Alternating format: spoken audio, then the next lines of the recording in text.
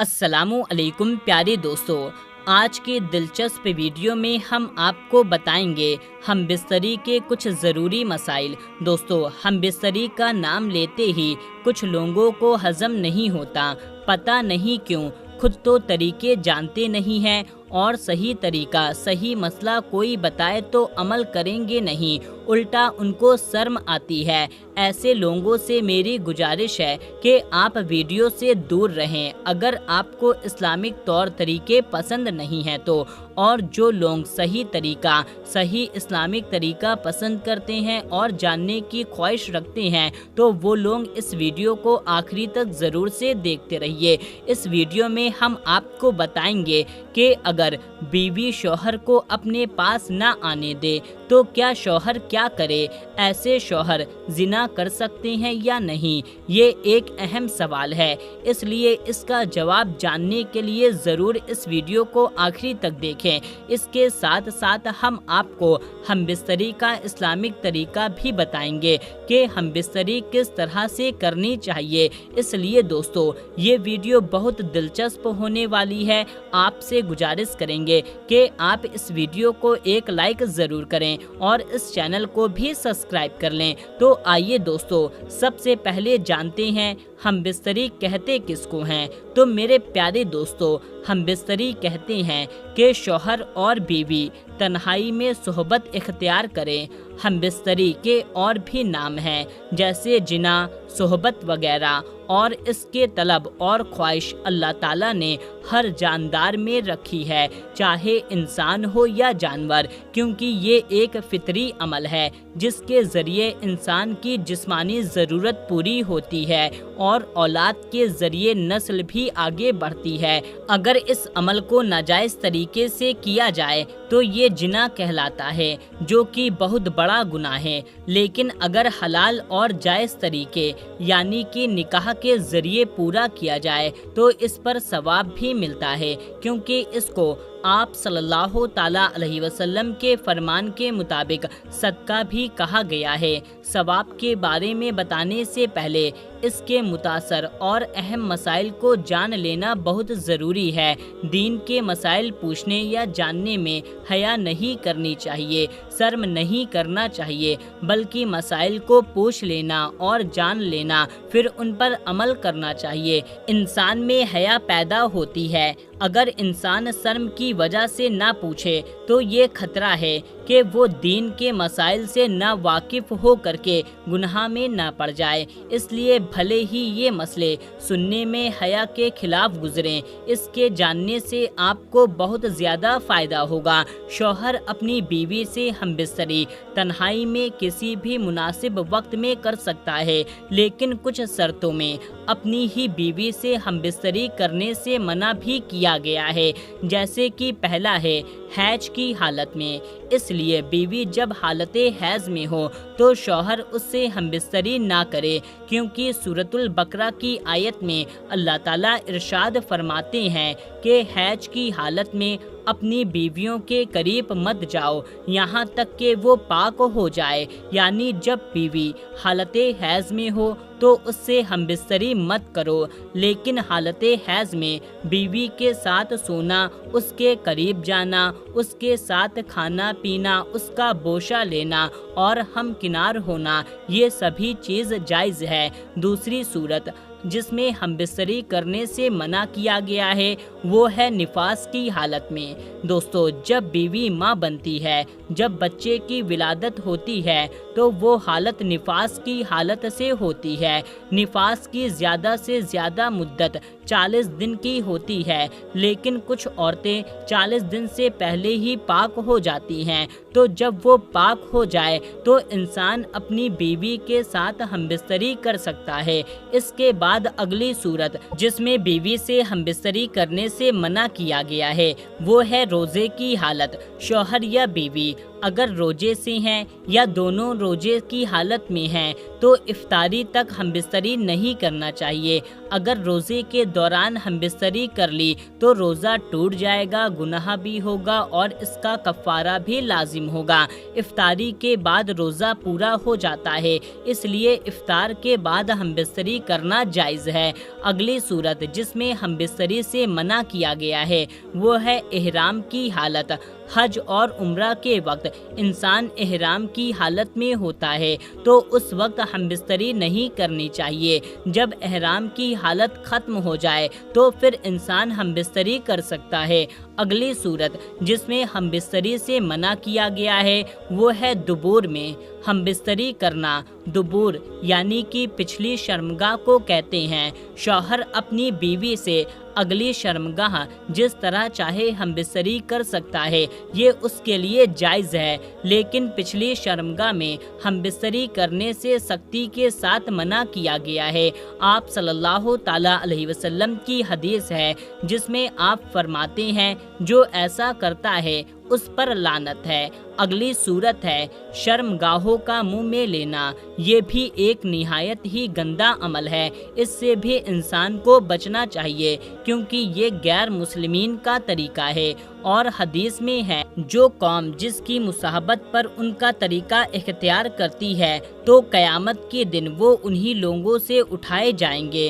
تو اسلام کا یہ طریقہ نہیں ہے کہ شرمگاہ کو منہ میں لیا جائے، بلکہ یہ نہایت ہی اور غیر اخلاقی اور غیر مذہبی طریقہ ہے۔ اب سوال یہ اٹھتا ہے کہ ہم بستری کرنے کا صحیح طریقہ پھر کیا ہے؟ تو ہم بستری کرنے کا صحیح طریقہ یہ ہے کہ شوہر اور بیوی ایک دوسرے کے قریب آنے سے پہلے اپنے آپ کو صاف ستھرا کر لیں تاکہ دونوں کو ایک دوسرے سے تکلیف نہ ہو۔ اپنے منہ اور جسم کی گندگی اور بدبو کو دور کرنے کی ہر ممکن کوشش کریں اور صاف ستھرے سج سنور کر ایک دوسرے کے قریب آئیں۔ ہم بستری کرنے سے پہلے ہم بستری کی مسنون دعائیں بھی ضرور سے پڑھ لیں۔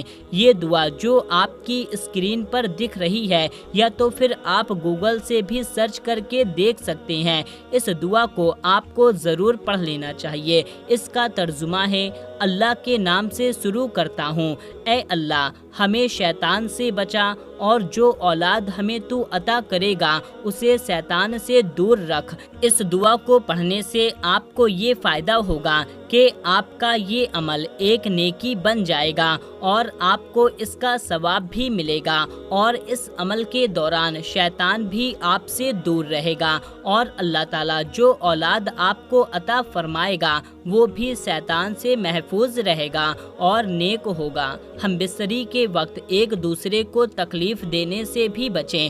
اگر میاں بیوی میں سے کسی کی طبیعت خراب ہو اور آرام کی طلب ہو تو اسے آرام کرنے دینا چاہیے، لیکن اگر بیوی بالکل ٹھیک ہے اور بنا کسی شرعی عذر کے وہ انکار کر رہی ہے تو آپ صلی اللہ تعالیٰ علیہ وسلم کی حدیث کا مفہوم ہے جب شوہر اپنی بیوی کو ہم بستری کی دعوت دے اور وہ بغیر کسی وجہ کے انکار کر دے، جب وہ سو جاتی ہے تو ایسے میں جتنے فرشتے ہوتے ہیں ساری رات اس پر لعنت کرتے رہتے ہیں۔ اس لیے اگر کوئی مجبوری نہ ہو تو عورت کو چاہیے کہ وہ اپنے شوہر کی اس خواہش کو پورا کرے۔ میاں بیوی جب تنہائی میں ہم بستری کرتے ہیں اور اس دوران دونوں کے بیچ جو کچھ بھی ہوتا ہے ان باتوں کو وہ اپنے دوستوں یا عزیزوں کے ساتھ ہرگز بیان نہ کریں، اس سے منع فرمایا گیا ہے۔ جب میاں بیوی ہم بستری کر کے فارغ ہو جائے تو ان پر غسل واجب ہو جاتا ہے، اس لیے اگر کوئی مجبوری نہ ہو تو دونوں کو ہم بستری کرنے کے بعد جتنی جلدی ہو سکے غسل کر لینا چاہیے جس سے وہ پاکی کی حالت میں دوبارہ آ جائیں۔ تو پیارے دوستو، اب یہاں پر ایک سوال بہت اہم اٹھتا ہے کہ اگر کسی کی بیوی ہے، اگر وہ اس کے ساتھ ہم بستری نہیں کرتی یا ہم بستری کرنے کو منع کر دیتی ہے تو ایسی حالت میں، ایسی صورت میں کیا شوہر پھر کسی اور کے ساتھ زنا کر سکتا ہے؟ تو اس کا جواب یہ ہے کہ شوہر کسی کے ساتھ زنا نہیں کر سکتا، بیوی ہم بستری کرنے دے یا نہ کرنے دے،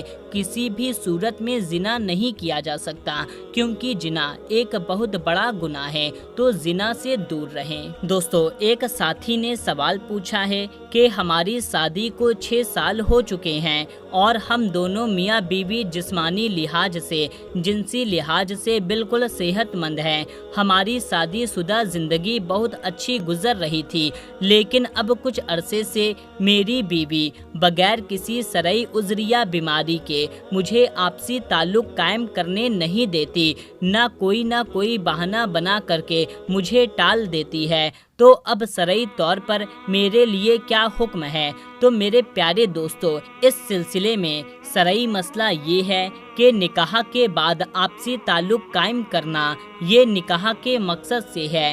نکاح ہوتا اس لیے ہے کہ مرد عورت حلال طریقے سے اپنی صحبت کو پورا کر سکیں، اور شوہر کی جنسی خواہشات کو پورا کرنا بیوی کے ذمہ لازم ہے۔ اگر کوئی عورت بغیر کسی عذر اور بیماری کے شوہر کو اپنے پاس آنے سے روکتی ہے تو اس کا ایسا کرنا نہ صرف ناجائز ہے، بلکہ وہ ایسا کر کے خود اپنے ہاتھوں سے اپنا بسا بسایا گھر تباہ کر رہی ہوتی ہے۔ جو عورت شوہر کے بلانے کے باوجود اس کے پاس نہ جائے تو ایسی عورت کے لیے حدیث میں بڑی سخت سزا ہے۔ چنانچہ بخاری شریف کی روایت میں نبی پاک صلی اللہ تعالیٰ علیہ وسلم نے فرمایا، جب شوہر نے بیوی کو اپنے پاس بستر پر بلایا اور وہ نہ آئے اور شوہر نے غصے اور ناراضگی سے رات گزار دی تو ایسی عورت پر صبح تک آسمان کے فرشتے لعنت کرتے ہیں۔ مسلم شریف کی روایت میں ہے کہ حضور پاک صلی اللہ تعالیٰ علیہ وسلم نے قسم کھا کر فرمایا کہ قسم ہے اس ذات کی جس کے قبضے میں میری جان ہے، جو شخص اپنی بیوی کو اپنے پاس بستر پر بلائے اور وہ بیوی آنے سے انکار کر دے تو اللہ تعالیٰ اس عورت سے ناراض رہتا ہے یہاں تک کہ شوہر اس سے راضی ہو جائے۔ تیسری حدیث ہے ترمذی شریف کی۔ حضور پاک صلی اللہ تعالیٰ علیہ وسلم فرماتے ہیں، جب کوئی مرد اپنی بیوی کو اپنی حاجت کے لیے بلائے وہ ضرور اس کے پاس جائے، اگرچہ وہ تندور پر روٹیاں ہی کیوں نہ بنا رہی ہو، یعنی تمام کاموں پر شوہر کی خواہش کو ترجیح دی گئی ہے۔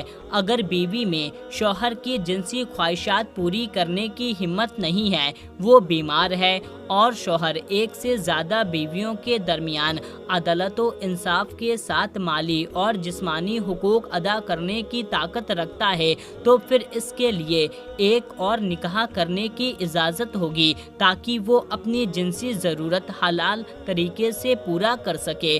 اللہ تعالی ہمیں دین کو سمجھنے اور اس پر عمل کرنے کی توفیق عطا فرمائے، آمین ثم آمین۔ میرے پیارے دوستو، ہم امید کرتے ہیں آج کی یہ ویڈیو آپ کو ضرور پسند آئی ہوگی اور آپ کو اس سے بہت کچھ سیکھنے کو بھی ملا ہوگا، تو اس ویڈیو کو لائک ضرور کیجیے گا۔ ملتے ہیں انشاءاللہ تعالی اگلی ویڈیو میں، تب تک کے لیے السلام علیکم، اللہ حافظ۔